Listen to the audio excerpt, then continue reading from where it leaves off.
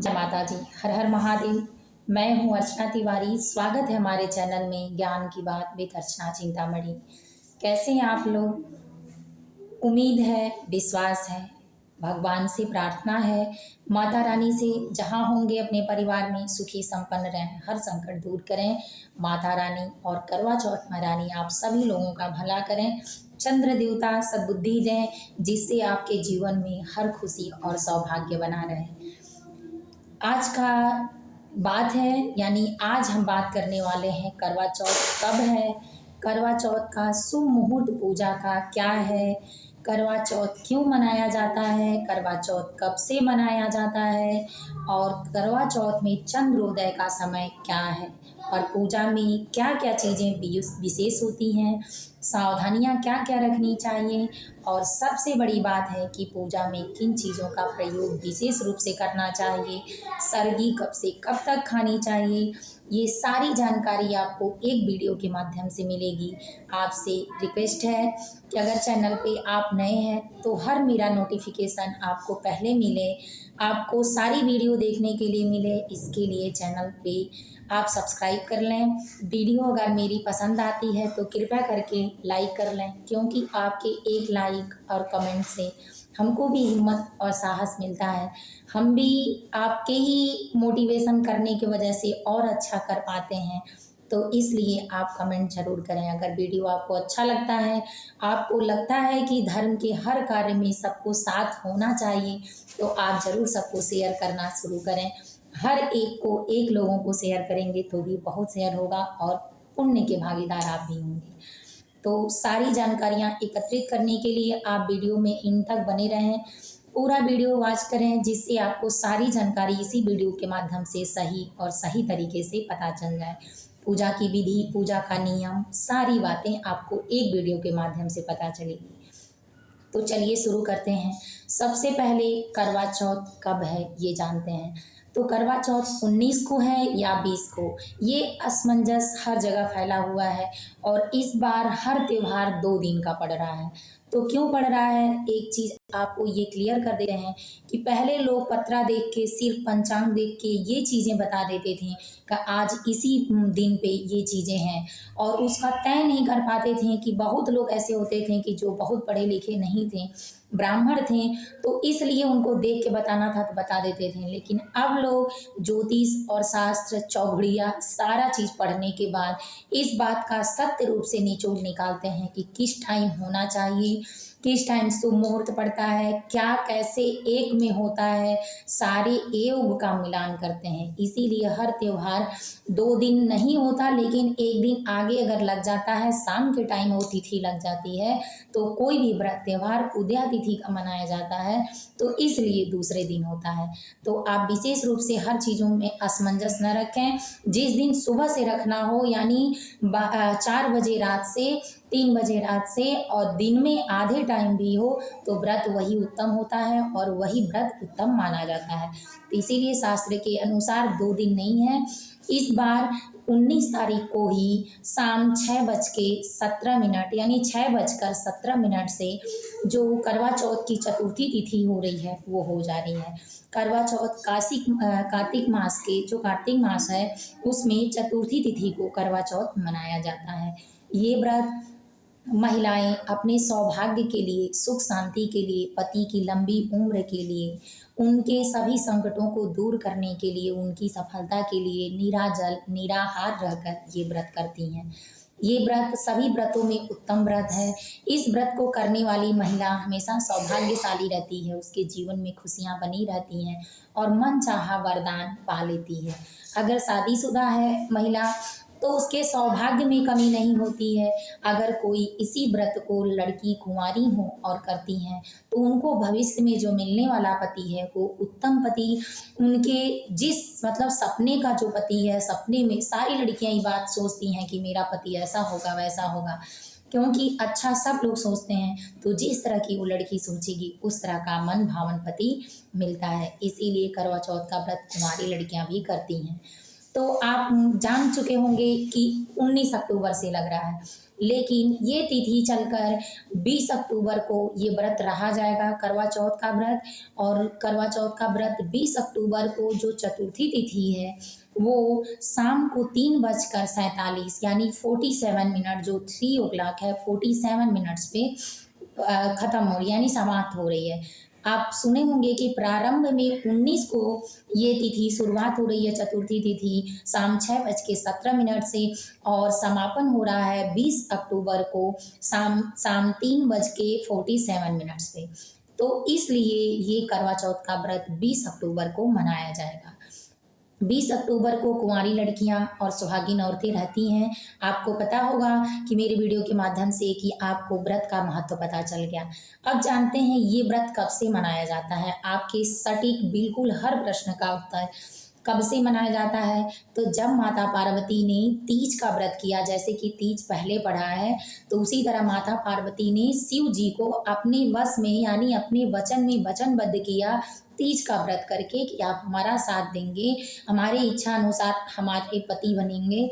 लेकिन जब करवा चौथ आया तो करवा चौथ में माता पार्वती को महादेव ये आज्ञा दे चुके थे कि हाँ हम होंगे, लेकिन यही करवा चौथ का व्रत रहकर माता पार्वती ने भोलेनाथ को पा लिया।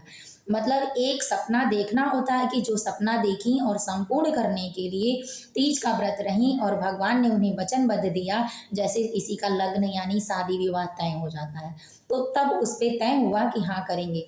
लेकिन जब करवा चौथ का गौर जो होता है वही वो जो गौर होती हैं माता गौरी को, वही माता को पूजने के बाद गौरी जी को उन्होंने महादेव को पा लिया। तो इसी तरह सभी महिलाएं तब से ये प्रचलन है करवा चौथ का, माता पार्वती के आशीर्वाद से भोलेनाथ के, कि जो महिलाएं करवा चौथ का व्रत करेंगी उनके पति सुख सौभाग्य शांति, उनका कष्ट और उनकी सफलता सब दूर होगी, नकारात्मक शक्तियां दूर होंगी, सुख सौभाग्य प्राप्त होगा, मनचाहा वर प्रदान होगा कुंवारी लड़कियों को। इसीलिए इस व्रत को उत्तम व्रत कहा जाता है। ये व्रत निराहार रहकर किया जाता है, यानी निराजल रहकर। इसमें सर्गी खाना महत्वपूर्ण होता है। अब जानिए कि बहुत लोग ऐसे हैं कि 12 बजे रात के पहले मतलब 9 बजे तक भोजन कर लेते हैं। मैंने बहुत लोगों को यहाँ लखनऊ में भी सुना है, और अपने वहाँ तो नहीं, क्योंकि मेरे वहाँ लगभग सभी ब्राह्मण हैं, और ब्राह्मण के बाद गरुड़ पुराण हमारे वहाँ जब भी किसी का मृत्यु होता है तो होता है, तो हम सारे लोगों सुन चुके हैं ना जाने कितनी बार। तो इसीलिए हम लोगों को ये सारा ज्ञान प्राप्त है कि निराजल व्रत शास्त्र कहता है कि निराजल, जो भगवान विष्णु ने अपने मुंह से स्वयं इस सारी चीज़ों को कहा है गरुड़ पुराण में। तो इसीलिए जो महिलाएं निराजल व्रत रहकर सर्गी नहीं करती हैं उनको व्रत का फल नहीं मिलता है। तो इसीलिए जब भी निराजल व्रत रहें तो उसमें सर्गी खाना अनिवार्य होता है। अब जैसे किसी को अगर खा जाए तो अच्छे से अपना भोजन करें, पूरे सुंदर थाली के साथ, बिल्कुल थाली अच्छी होनी चाहिए, अच्छी मतलब सात्विक होनी चाहिए, शुद्ध संस्कारी तरीके से भगवान का पूजन अर्चन नहा धुल के करने के बाद। नहीं तो आप जैसे आपके वहाँ होता हो आपके माहौल में वैसे करें, चाहे आप कुछ खा के पानी ही पी लें, लेकिन आपको निराजल व्रत में सर्गी खाना अनिवार्य होता है। कहीं कहीं का प्रचलन होता है कि सास सर्गी सुबह बना के और सारे सौभाग्य का सामान साड़ी कपड़े के साथ चूड़ी बिंदी सिंदूर जो भी होता है वो सारी अपने बहू को देती हैं। लेकिन कहीं कहीं भी ऐसा है कि दिया भी जो जाता है तो सास गुस्से में रहती हैं या सास बहू में नहीं पड़ता, नहीं देती हैं, तो भी कोई बात नहीं, आपको खाना है, क्योंकि आप भगवान के भरोसे हैं ना कि किसी के भरोसे। तो इसीलिए कोई दे ना दे, लेकिन सुबह के समय या सूर्योदय यानी सूर्य को उदय होने के 48 मिनट पहले, मतलब सुबह के समय 5 बजे नहीं, 5 बजे के पहले यानी 4 बजे के पहले और 3:30 बजे के बाद तक आप सर्गी कर लें। इसके बीच में ही सर्गी का नियम बनाया गया है, यानी 3 बजे के 3:30 बजे के बाद और 4 बजे के पहले, जिससे दिन का ये ना हो कि उजाला हो गया है, उस तरह। इसके बीच में सर्गी का विधान है, गरुड़ पुराण में सर्गी किया जाता है। उसके बाद सारी तैयारियों में भोजन की सामग्री विशेष होती है। करवा चीनी और चावल के आटे का बनाकर उसको जिस तरह से बड़ा का आकार देते हैं, उसी तरह जो कढ़ी बड़ा होता है उसका आकार देते हैं, उसी तरह बनता है। चौथ होती है इसीलिए 4 करवा बनता है। दीपक 4 बाती का जलता है क्योंकि 4 चौथ 4 बात, आज चौथ की राती बोलते हैं ना, तो ये बोला जाता है। फिर गौरी गणेश की स्थापना करना विशेष रूप से ज़रूरी होता है। आप गाय के गोबर जो होता है उससे बना सकते हैं, पीली मिट्टी से बना सकते हैं, सुपारी लेके कलावा लपेट के भी बना सकते हैं। पान का पत्ता, किसी किसी के वहाँ अर्घ देने के लिए राड़े का वो जो बड़ा वाला भाग आता है, फूल उसका वो रहता है, किसी के वहाँ नहीं रहता है, तो उससे अर्घ इसलिए दिया जाता है क्योंकि बहुत लोग इस असमंजस में रहते हैं कि करवा में जो टोटी निकला होता है वो होना चाहिए कि नहीं। तो इसके लिए ये है, उसका विधान ये है कि चंद्र देवता को अर्घ दें तो संपूर्ण अर्घ देना चाहिए, क्योंकि जो आपका जल का धार ऐसे गिरता है वो टूटना नहीं चाहिए। तो अगर आप लोटे से ही ऐसे बराबर धार गिरा सकती हैं और लास्ट तक जब आपका खत समाप्त हो जाए जल तब तक गिरते रहे, तो आपको कोई दोष नहीं है, आप लोटे से दे सकती हैं। इसीलिए वो टोटी, जो टोटे वाला लोटा टॉप का, वो इसलिए लोटे में बनाया गया है ताकि आप नहीं भी जानती हैं तो आपसे गलती ना हो। तो इसीलिए तो आप ऐसे भी कर सकती हैं, समझ के सत्य क्या है। सारे सौभाग्य का सामान जो होता है उसमें पूजा करने के बाद वो अपने सास को दिया जाता है। अगर सास सुहागिन नहीं है तो सास को समझदार होंगी तो अपने नहीं लेके अपने बेटी को दे देंगी। अगर बेटी भी नहीं है तो रिश्ते में आपकी कोई नंद है जिससे आपके पद में मजाकिया वाले हों तो उनको आप दे सकती हैं। लेकिन अगर इसमें भी कोई नहीं है तो अब विधान है कि आप किसी शुद्ध ब्राह्मणी को अपना दीजिए। अगर आप पहली बार इस व्रत को कर रही हैं तो आप पूरी चीज़ें श्रृंगार की हर बार वैसे होनी चाहिए, लेकिन चाहे जैसा भी हो लोग रख देते हैं, लेकिन पहली बार आप पूरा उतना अच्छा दीजिए कि जितना आप अच्छा पहन सकती हैं। तो इसलिए कोशिश रहे आपका। पूजा में फल, मिठाई, खीर बनाना अनिवार्य होता है क्योंकि सफ़ेद चीज़ें चंद्रमा का कारक होती हैं। चीनी, दूध, चावल, चावल का आटा इसीलिए चंद्रदेव को पसंद है, तो उनको देखने के लिए छलनी, तो दीपक, ये सारी चीज़ें उनको पसंद है, इसलिए उनके अर्घ में सफ़ेद चीज़ों को शामिल किया जाता है। तो आप ये ज़रूर करें, खीर ज़रूर बनाएं। उनका जो भोजन बनता है जैसे कढ़ी, सब्जी, इस सब में लहसुन प्याज वर्जित है क्योंकि किसी भी पूजा पाठ में आप उत्तेजक और गर्म मतलब दल वाली चीज़ें नहीं डाल सकते हैं जो अशुद्धता में भी प्रयोग होता है। तो इसीलिए भगवान को कभी भी भोग लगता है तो बिना लहसुन प्याज का लगता है, तो आप ऐसे ही बनाएं। व्यंजन में जो चीज़ें आपके पति को पसंद है नॉनवेज छोड़ के, यानी जो चीज़ें सात्विक हों, शुद्धता जिसमें हो, जो आप खाएं और भगवान को खिला पाएँ। जो जो चीज़ आपके पति को पसंद है तो अपने पति की खुशी के लिए उस दिन वो चीज़ें ज़रूर बनाएं। इससे आपका प्रेम बढ़ेगा और दूसरा भगवान को आप अर्पित करेंगी तो वो आपके पति को हमेशा अर्पित करते रहेंगे।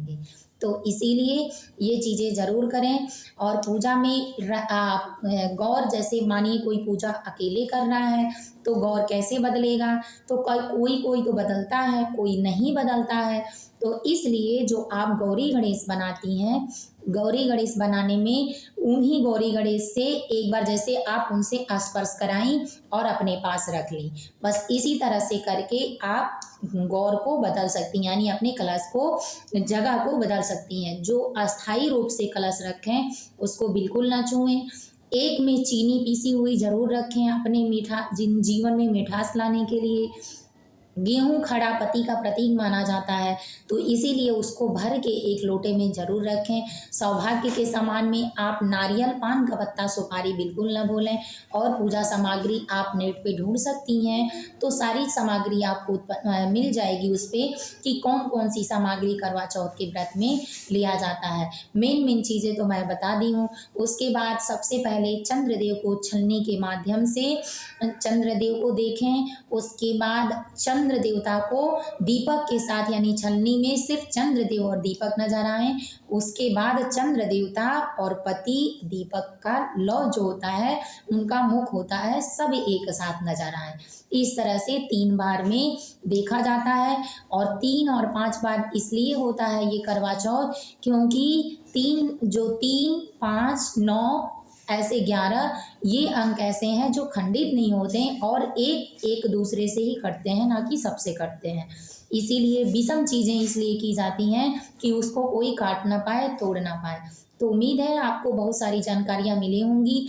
और सबसे मेन बात कि कुछ महिलाएं इसलिए परेशान होती हैं कि घर में लड़ाई झगड़े क्लेश भी हो जाते हैं कि मेरे पास नई साड़ी नहीं है, मेरे पास ये नहीं है, वो नहीं है। तो बिल्कुल इसलिए ना करें, क्योंकि आप जो कपड़े पहले पहन चुकी हैं, आपके पास अच्छे हैं, उसको आप धुल के क्लीन कर लीजिए साफ़ सुथरा। और वो साड़ी आज के ज़माने में किसी के पास कोई कमी नहीं है, तो वो साड़ी भी आप यूज कर सकती हैं। बाद में अपने परिवार के हिसाब से, अपनी परिस्थिति के अनुसार आप फिर ले सकती हैं। तो इसलिए खराब का जिद ना करें, अपने परिवार में सुखी संपन्न प्यार बनाए रखें। पति का भी प्यार पाने के लिए पहले कला करेंगी तो दिक्कत होगा, क्योंकि आपकी सुंदरता, आपका निखार, व्रत की सावधानियां जो हैं ये विशेष हैं। इसलिए क्योंकि आप जब प्यार में रहेंगी, आपके पास पैसा रहेगा, तब आप ले सकती हैं। क्योंकि अगर परेशानी होगी तो आपके पति खिन्न होंगे, तो आपका अर्घ देना, आपका व्रत रहना बेकार होगा। इसीलिए जो काम करें सुखी संपन्न खुश तरीके से करें, जिससे आपका परिवार सामंजस्य में रहे।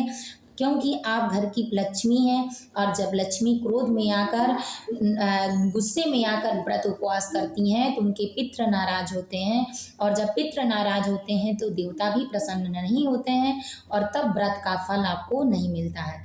तो इन बातों की सावधानी रखें। विशेष रूप से भोजन सबसे पहले आप पूजा करने के बाद, अर्घ देने के बाद, तब अब जानते हैं कि चंद्र देवता कब चंद्रोदय होगा और कब उग्र होंगे। तो पहले दूसरे दिन पूजा का सबसे विधि यानी पूजा का जो शुभ मुहूर्त है कब से शुरू होगा, तो शाम 5:17 यानी 17 से 5:17 से शुरू हो रहा है। और ये पूजा का विधान 7:03 या 15 तक आप कर सकते हैं। 3 मिनट शुभ टाइम है, तो 7:03 तक आप आराम से करें। इसके बीच में पूजा, आरती, पूजन, समस्त सामग्री वहाँ कथा जरूर करें करवा चौथ महारानी का। जब तक चंद्रोदय ना हो, ना दिखले, अपने व्रत को बिल्कुल न तोड़ें। इसके बाद चंद्रोदय का समय है 7:54।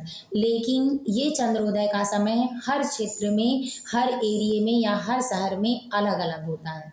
तो इसीलिए उस दिन आप जरूर पता कर लें कि आपके वहाँ चंद्रोदय कब हो रहा है। अगर आप पे विश्वास आपको है और आप इंतज़ार कर सकती हैं तो निश्चित रूप से आप इंतज़ार करें, चंद्रोदय जरूर होता है। और इस तरह से आप अपने व्रत को निश्चित रूप से करें। दान अपने सास को देने के बाद दक्षिणा जरूर प्रदान करें। और दक्षिणा देने के बाद आप जब करवा चौथ मना लें तो सबसे पहला भोजन जो चढ़ा हुआ है, भोजन आप समस्त सामग्री ले गई हैं, उसको गाय को अर्पित करें। यानी सब उसमें से निकाल कर सारी सामग्री गाय को अर्पित करें। और जो कुछ बची प्रसाद के रूप में सामग्री है, सिर्फ आप और आपके पति खाएंगे। तो इसीलिए आप दोनों लोगों का प्यार बना रहे, उसमें से कुछ चीज़ें गाय को दें। गाय माता से दोनों लोग आशीर्वाद लें, क्योंकि गाय हमारे हिंदू धर्म, सनातन धर्म में 33 कोट देवी देवताओं का वास होती हैं, इसीलिए गाय को माता कहा गया है।